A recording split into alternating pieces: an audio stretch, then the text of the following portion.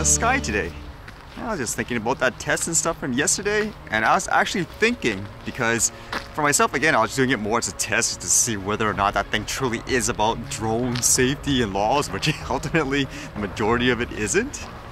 From reading some comments though, you guys said things like you got questions about clouds. I actually didn't get questions about clouds, but there were a lot of ridiculous stuff, which that's my reaction before. I was like, what am I studying, to be a meteorologist?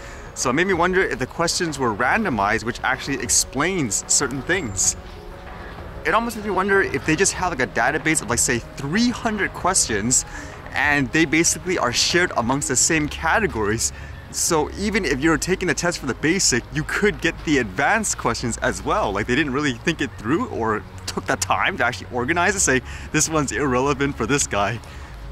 I mean, it would make logical sense if that's how it is right now, and if that is the case, it's going to be completely random in terms of how, I guess, difficult it is, because again, most of the questions there aren't actually related to things like actual drones and safety, how to fly it.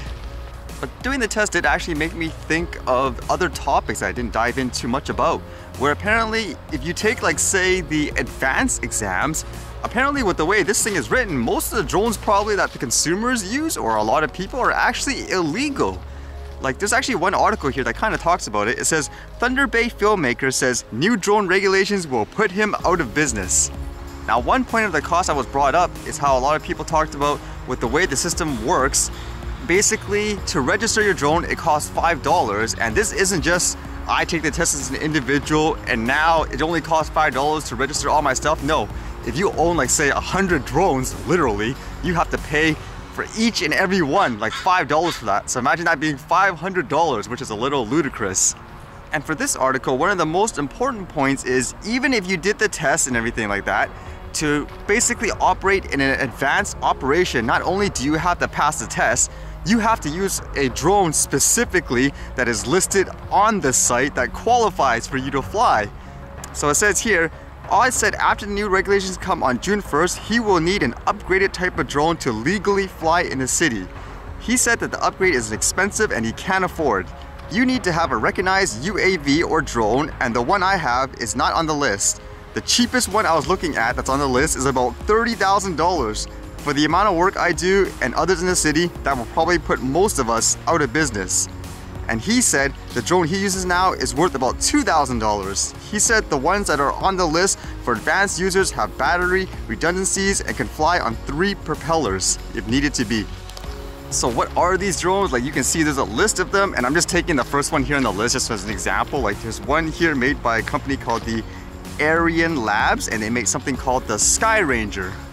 And if you look at their site here, look at how huge these drones are. You have to get like a price quote and everything like that. Like this is meant more for like law enforcement or something like that. Like this probably costs like what? Literally 5 figures to buy a drone like this. Can you imagine flying this just for something really basic that people want to do?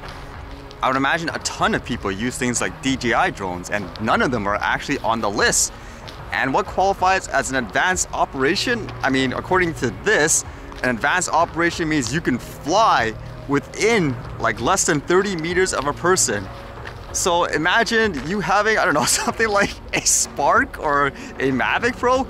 You can't use that because that's not considered as a qualified drone to do something really basic. Like, let's say, I guess, you're taking a wedding video or something like that, like with a party and so forth. You technically can't use that, but you can use this enormous monstrosity of a thing to do something as simple as that.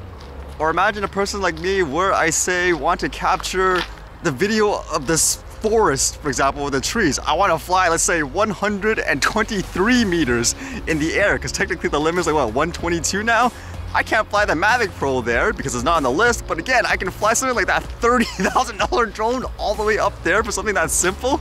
That just shows you how ludicrous it is in terms of, I guess, how they thought about this.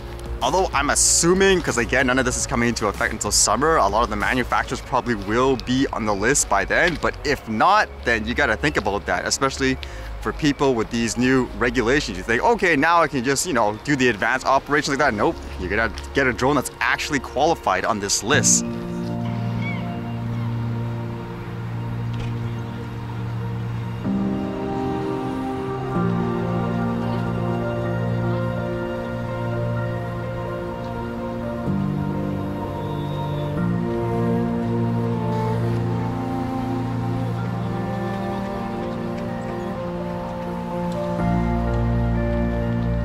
Makes me wonder if I should just do the test again just to see how random it is. Because I know before, if they're giving the impression people it's just about drones and the laws, yeah, alright. So at least you know what it is all about now in terms of how ridiculous the questions are.